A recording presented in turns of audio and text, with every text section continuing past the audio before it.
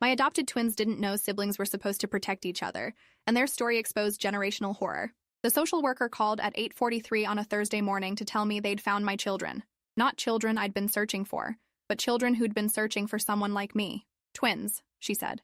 6 years old, brother and sister. They'd been removed from their fourth foster placement in 18 months, and the system was out of options. Behavioral issues, she explained in that careful voice social workers use when they mean something much worse. The boy was violent toward his sister. The girl was completely nonverbal despite having no medical reason for it. They needed someone experienced with severe trauma, someone who wouldn't give up when things got difficult. I'd been certified as a therapeutic foster parent for 3 years, specializing in cases other families rejected. My husband Dean and I had taken in 11 kids during that time, helped them heal enough to move to adoption or reunification. We'd seen abuse patterns, attachment disorders, developmental delays. We thought we'd seen everything. The twins arrived on a Saturday afternoon in September, delivered by a transport worker named Gina, who looked exhausted. The boy, Callum, got out of the van first.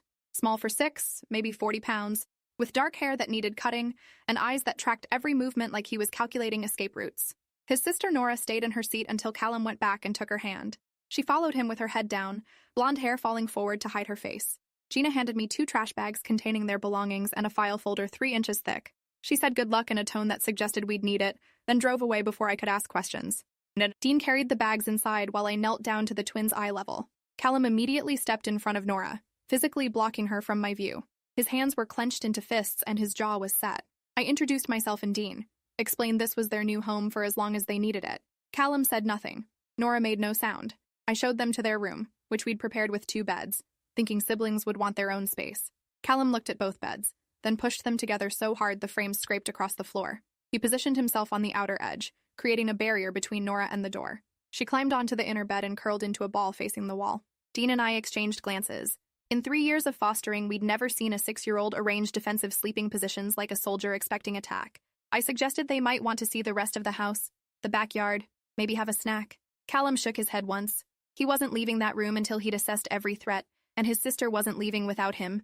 We left them alone and went downstairs to read their file. The documentation was horrifying in what it included, and even more horrifying in what it carefully avoided saying directly. Born to a mother with severe addiction issues who'd lost custody when they were 18 months old.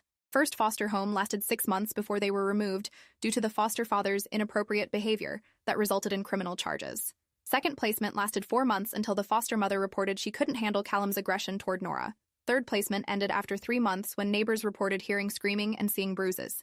Fourth placement lasted 5 weeks before the foster parents called emergency services, saying Callum had attacked Nora with a kitchen knife. The report from that incident was paper-clipped to the back. Callum had indeed grabbed a knife, but the foster mother who witnessed it said he'd grabbed it to defend Nora from the foster father, who'd been advancing on her with his belt. The foster father claimed he was just going to discipline her for wetting the bed. Callum had held the knife with both hands, trembling but refusing to move, until police arrived. He was 6 years old. The psychiatric evaluation ordered after the knife incident noted that Callum exhibited extreme hypervigilance and protective behaviors toward his sister that were developmentally inappropriate and obsessive in nature. The evaluator recommended separation to allow both children to develop individual identities and healthier attachment patterns. The recommendation made me physically sick. They wanted to split up 2 traumatized children because the boy's protection of his sister was too intense. That evening, I made spaghetti, which the intake form said they both liked. I brought 2 plates up to their room since they clearly weren't coming downstairs. Callum took both plates, set one next to Nora, and waited. She didn't move or look at the food. He picked up her fork, twirled some spaghetti onto it, and held it near her face. After a long moment, she opened her mouth and let him feed her. He fed her 3 bites, then took 1 bite himself. 3 for her, 1 for him. The pattern continued until her plate was empty and his was 3/4 full. I asked if he was still hungry. He looked at me like I'd asked a stupid question. Of course he was hungry. He was always hungry. But Nora ate first. Nora ate more. That was the rule, and rules kept them alive. I brought him another full plate. He stared at it suspiciously, waiting for the catch. When I just left it and walked away, he ate so fast I worried he'd choke. Over the next few days, we established a routine. The twins stayed in their room most of the time. Callum would emerge for bathroom trips, always checking the hallway first, always positioning himself between Nora and any adults. She stayed behind him like a shadow, never making eye contact, never making sound. Dean tried engaging them with toys, books, and offered to watch cartoons. Callum accepted a deck of cards and spent hours teaching Nora games, his voice low and patient. When she made mistakes, he never corrected her harshly. When she got something right, his whole face would transform for just a second into something that looked like pride before the guarded expression returned. I called their previous caseworker, a woman named Tessa Moreno who'd handled their file for the past year. She was relieved they'd been placed and asked how the violence was manifesting. I told her there was no violence. Callum was protective, yes, intensely so, but I'd seen no aggression except in defense of Nora. Tessa was quiet for a moment, then said every previous placement had reported Callum hitting, pushing, or threatening his sister. The foster parents had photos, statements, documented incidents. She'd been told he was dangerous and needed residential treatment. Asked her to send me those reports. They arrived by email an hour later, and reading them made my blood run cold. Every single incident of violence followed the same pattern. Nora would do something small, spill a drink, drop a toy, fail to respond quickly to an adult. The foster parent would react with anger or punishment. Callum would intervene, physically putting himself between them. In the struggle, he'd sometimes shove Nora out of the way or grab her arm to pull her behind him. The foster parents documented these moments as him attacking her. They photographed bruises he'd caused while yanking her away from danger. They wrote statements describing his rage without mentioning what triggered it. The reports painted a picture of a violent, unstable child. But when I looked closer at the details they'd included, I saw a different story. A story of a 6-year-old boy who'd learned the only way to protect his sister was to make himself the target instead. That night, I heard footsteps on the stairs at 2 a.m. I found Callum in the kitchen, standing on a chair to reach the cabinets. He froze when he saw me, expecting punishment. I asked what he needed. He said nothing for a long moment, then whispered that Nora was thirsty. I got a cup, filled it with water, and handed it to him. He looked at the cup like I'd given him something impossible. I told him he could get water whenever they needed it, day or night. He could get food from the refrigerator if they were hungry. This was their home, and they didn't need permission for basic necessities. He nodded, but didn't believe me. I'd have to prove it through consistency over time. I went back to bed and watched on the baby monitor we'd installed in their room. Callum helped Nora sit up, held the cup while she drank, then tucked her blanket around her before lying back down on the outer edge of their pushed-together beds. His eyes stayed open, watching the door. He didn't sleep. I started documenting everything with detailed notes and photos that showed context. Callum arranging Nora's food, Callum checking the locks on windows, Callum sitting on the floor outside the bathroom while she used it, standing guard. None of it was violence. All of it was protection. I called Tessa back and asked for contact information for the twins' biological family. She said their mother had died of an overdose 8 months ago. No father listed on the birth certificate. No other relatives had come forward. They were alone in the system except for each other. I asked about the mother's parents, and Tessa said the maternal grandmother was listed in the file as having visited once while the twins were in foster care, but the visit had ended badly. The grandmother had screamed at the foster parents and been escorted out by police. She was noted as hostile and unstable, and banned from future contact. Something about that description bothered me. A grandmother who fought to see her grandchildren was labeled hostile. I requested the incident report from that visit. It took 3 days to get approved, but when I finally received it, the details were illuminating. The grandmother, Patricia Rourke, had arrived at the second foster placement to find Nora locked in a closet as punishment for not speaking. She'd demanded they release her immediately. When the foster parents refused, saying it was necessary discipline, Patricia had threatened to call police and child services. The foster parents called police first, claiming she was trespassing and making threats. Patricia was removed, and a note was placed in the file preventing her from unsupervised contact. I found Patricia's phone number in the file and called before I could second-guess myself. She answered on the third ring, her voice wary. I introduced myself as the twins' current foster parent. She immediately asked if they were okay, if they were safe, if anyone was hurting them. The desperation in her voice was real. I told her they were safe. She started crying, those deep sobs that come from months of helpless fear. She said she'd been trying to get custody for 18 months but kept getting denied because of the incident report that labeled her unstable. Her daughter, the twins' mother, had been her baby. She'd watched her spiral into addiction after an abusive relationship, had tried everything to help. When her daughter died, Patricia thought she'd at least be able to save her grandchildren. But the system saw her as part of the problem, another link in a chain of dysfunction. I asked her what she knew about the twins' early childhood. Patricia's voice went flat. She said her daughter's boyfriend, the twins' father, though he'd never acknowledged them, had been an evil man. That was the word she used. Evil. He'd hurt her daughter in ways Patricia only learned about after she'd escaped. By then, the twins were 8 months old and had already learned to be silent. Patricia had only seen them a handful of times before her daughter ran again, too afraid to stay anywhere long. She said the boyfriend had a rule about children. They were meant to be silent and invisible. If the girl made noise or drew attention, the boy was punished. If the boy fought back or protected his sister, the girl was punished. They'd learned to keep each other quiet, to keep each other hidden. Callum had learned that protecting Nora meant absorbing consequences meant for her. Nora had learned that making sound or asking for help meant Callum would suffer. I asked if Patricia would be willing to testify to all of this for the court. She said she'd do anything to get her grandchildren back. That weekend, I decided it was time to test a theory. I told the twins we were going to the park. Callum's immediate response was to push Nora toward their room, trying to hide her. I explained they were both coming, both safe, just going to play outside. He didn't believe me, but he also couldn't refuse without knowing what punishment would follow. At the park, other children were playing on swings and slides, parents watching from benches. Callum positioned himself and Nora near a tree, away from everyone else. He sat with his back to the trunk, Nora tucked against his side. They watched the other kids with an intensity that broke my heart. I sat nearby and waited. After 20 minutes, a soccer ball rolled toward them. A boy about 8 years old ran over to get it, saw the twins, and smiled. He asked if they wanted to play. Callum wrapped both arms around Nora and pulled her closer. The boy, not understanding, kicked the ball gently toward them as an invitation. It stopped a few feet away. Nora's eyes followed the ball with obvious interest, but she didn't move. Callum's grip tightened. The boy picked up his ball and left, confused. Dean came over and sat down. He said very quietly that it was okay if they wanted to play. Nobody would hurt Nora. Nobody would hurt Callum.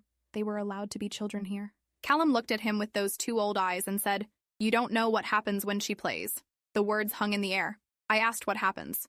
Callum said when Nora played, when she laughed or made noise or had fun, bad things happened after. Someone would get angry. Someone would say she was too loud, too happy, taking up too much space, and then the bad things would happen to him while she had to watch. So she learned not to play, and he learned not to let her. The strategy that had kept them alive in their early environment was now preventing them from healing. They were still following rules from a nightmare they'd escaped. Over the next weeks, I worked on showing them those rules no longer applied. I made noise deliberately, laughed loudly, played music. Nothing bad happened. I encouraged them to make messes, to take up space, to exist visibly. Progress was microscopic. Callum started eating his full plate instead of giving most to Nora.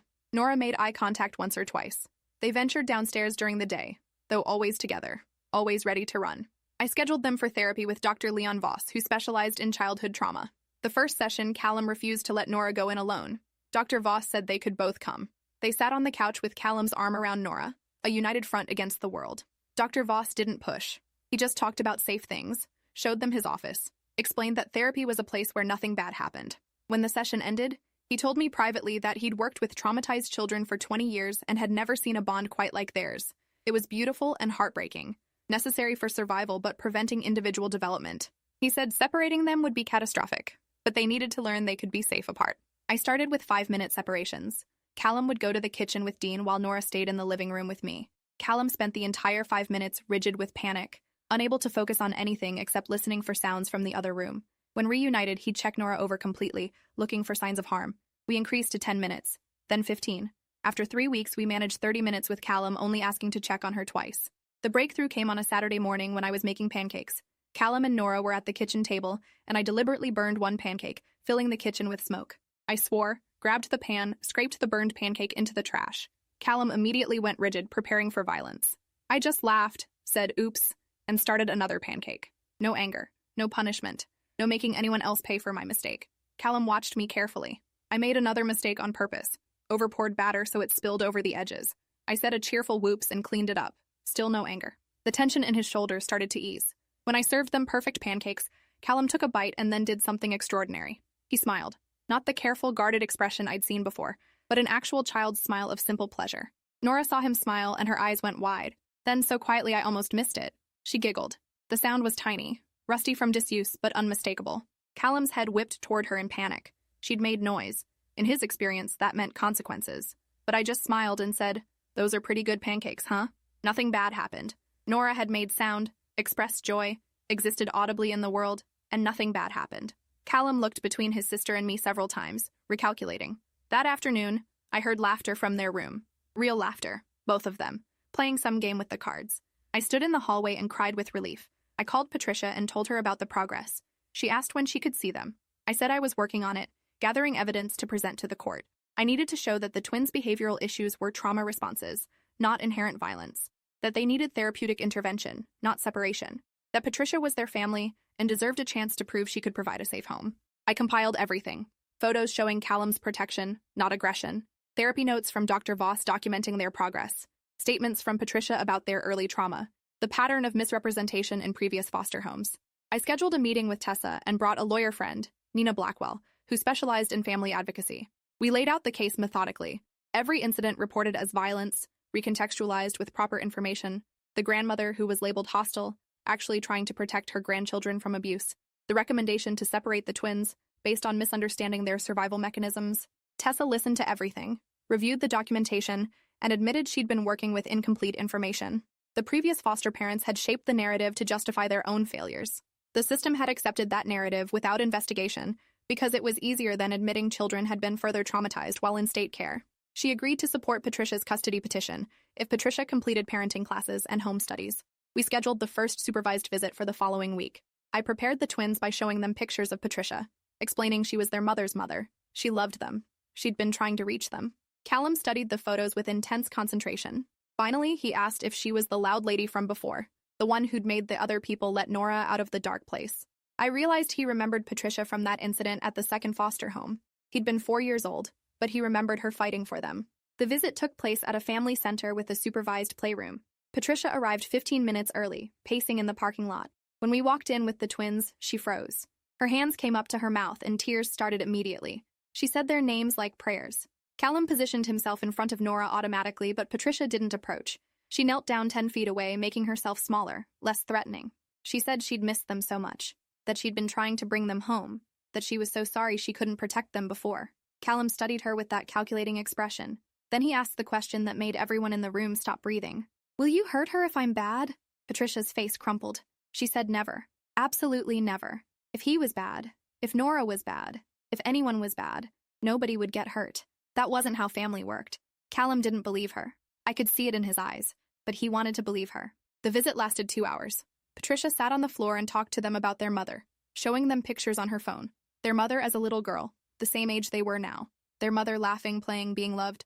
She told them how their mother had tried to keep them safe, how she'd loved them even when she was sick, how she'd asked Patricia to take care of them if anything happened to her. Nora moved closer, drawn by the pictures.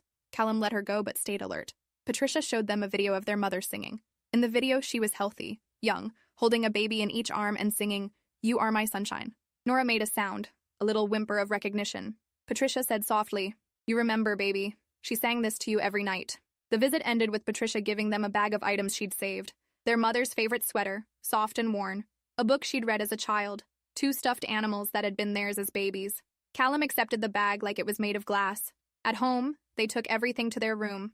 I watched on the monitor as Callum spread the items out carefully. He held the sweater to Nora's face, and she buried her nose in it, breathing deep.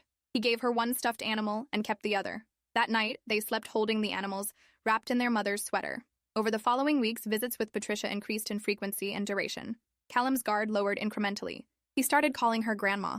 Nora started making more sounds, not words yet, but progress. Dr. Voss reported significant improvement in both children. Patricia completed her parenting classes and home study with perfect scores. Her house was evaluated and approved. We started overnight visits.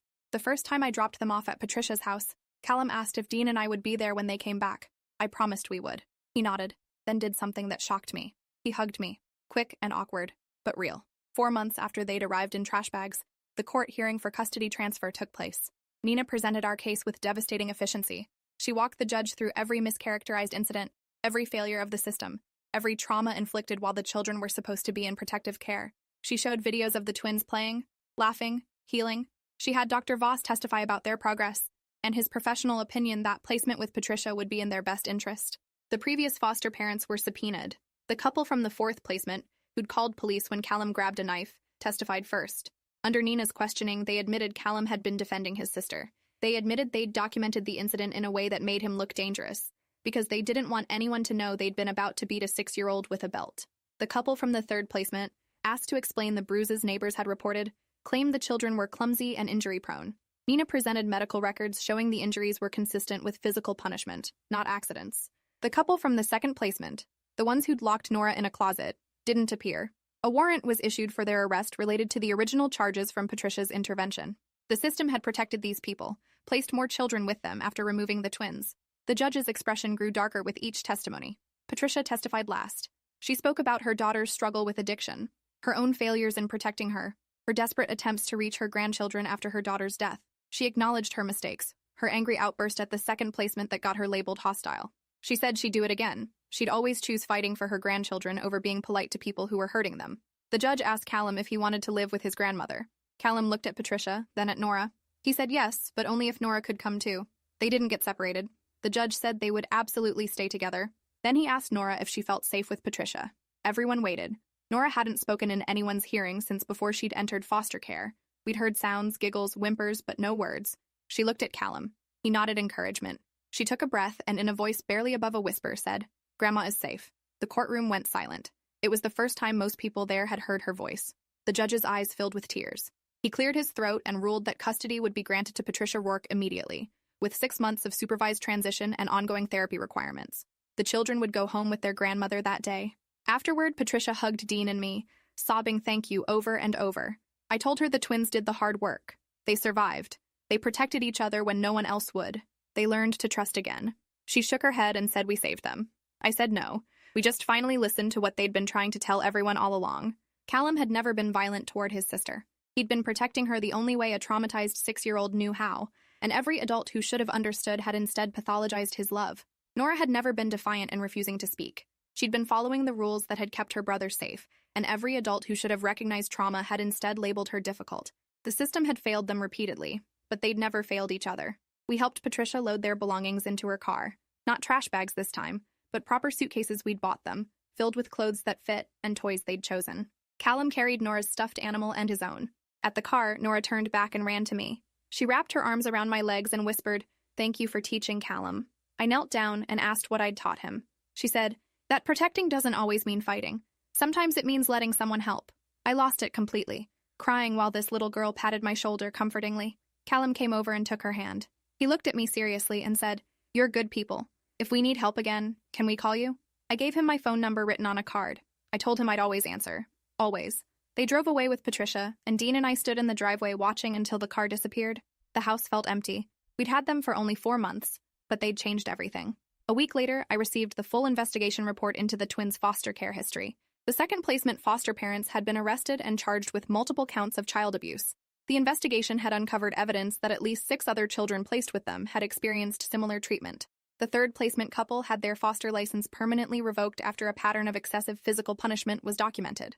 The fourth placement father was under investigation for assault. Nina called to tell me the system was implementing new protocols for investigating reports of violence between siblings in foster care. Callum's case would be used in training to help social workers recognize protective behaviors versus aggression. Dr. Voss published a paper about the twins' case in a professional journal, changing identifying details but keeping the core pattern. He argued that trauma-informed care required understanding survival mechanisms, not pathologizing them. Patricia sent updates regularly. The twins were adjusting well. Callum had started first grade in their neighborhood school and was making friends. Nora was in kindergarten and participating in play therapy designed for nonverbal children.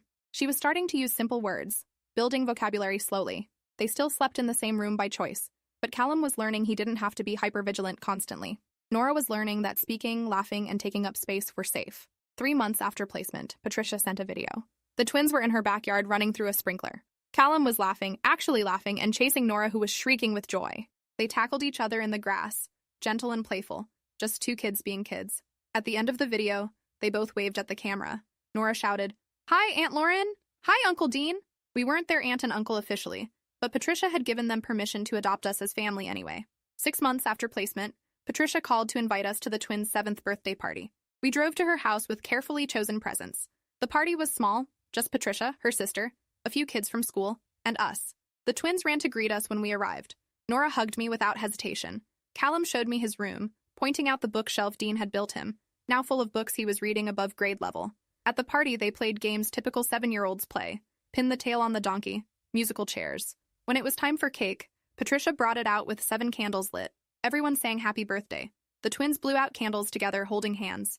Afterward, Callum pulled me aside. He had that serious expression he got when something important was on his mind. He said he wanted to tell me something he'd never told anyone. I waited. He said when they were really little, before foster care, things were very bad.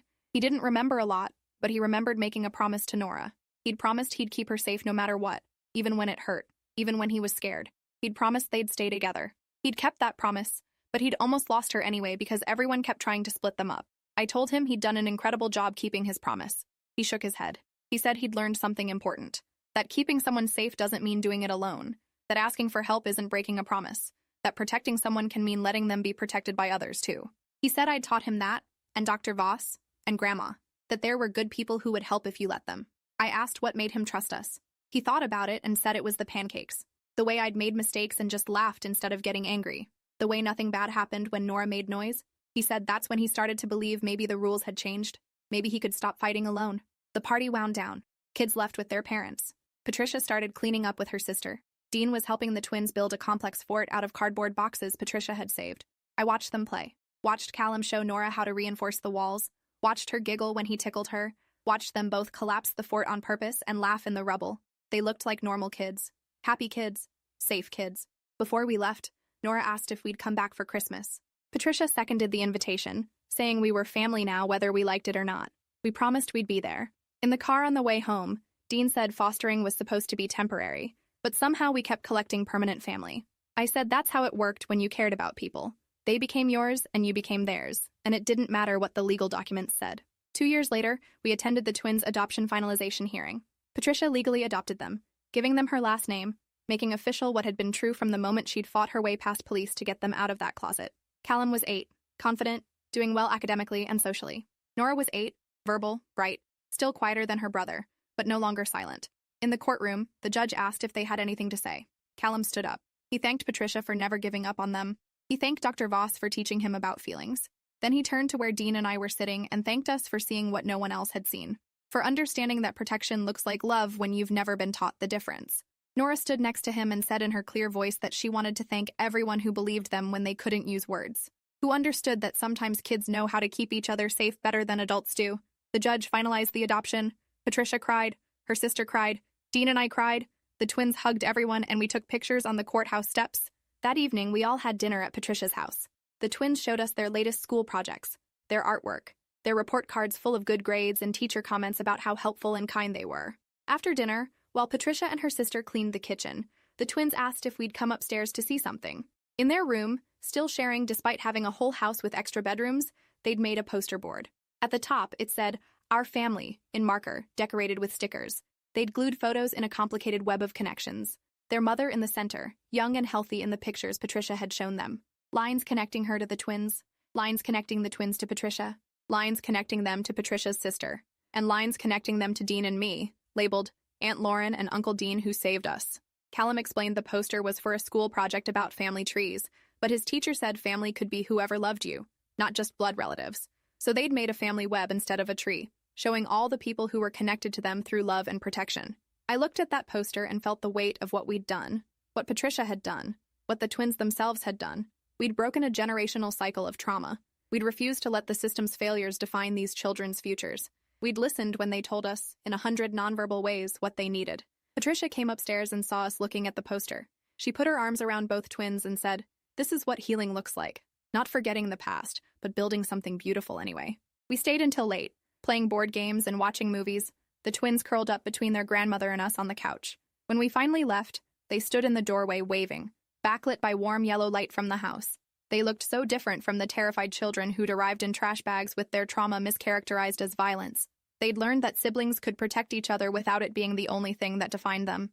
That safety could come from adults, not just each other. That asking for help was strength, not weakness.